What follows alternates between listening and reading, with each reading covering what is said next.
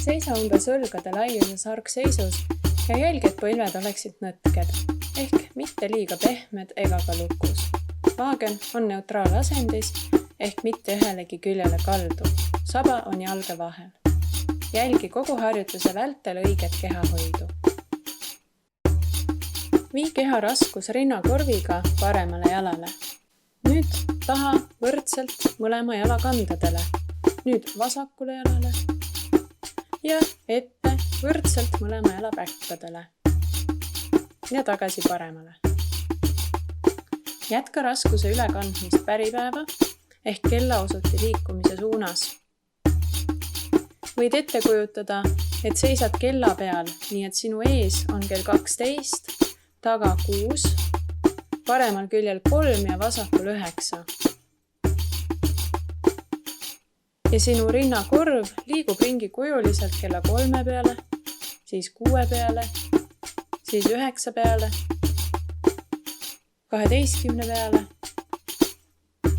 ja nii edasi. Samal ajal kui rinnakorv liigub numbrite peal, jääb pea ringi keskele.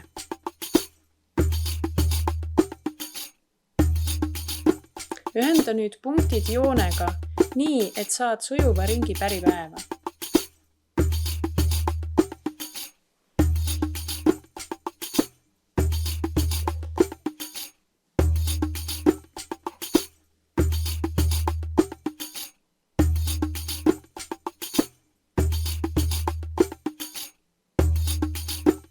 Nüüd liigume vastupäeva ja toome jalad lähestikku kokku, nii et keharaskuse vahetust ei ole enam selgelt näha, aga on tunda. Libistan rinnakorvi vasakule ja sealt taha kella 6 peale, siis kella 3 peale, kella 12 peale ja tagasi. Jätka sama teed, tunnetades, kuidas maa tõmbab rinnakorvi enda poole ja see libiseb jalgade toel maapinnaga paralleelselt mööda horisontaaltasapinda. Tunneta keha raskuse vaheldumist jalalt jalale. Pane tähele, kuidas raskus on täielikult kord ühel, kord teisel jalal, kord võrdselt mõlema jala varvastel, kord võrdselt mõlema jala kandadel. Hinga sügavalt ja lõdvestunult. Jälgi, et sa ei liigutaks õlgadega.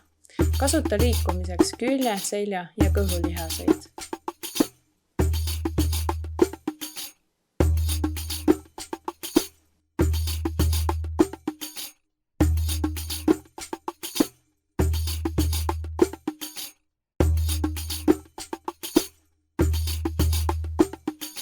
Vaheta suunda ja tõsta veidi tempot.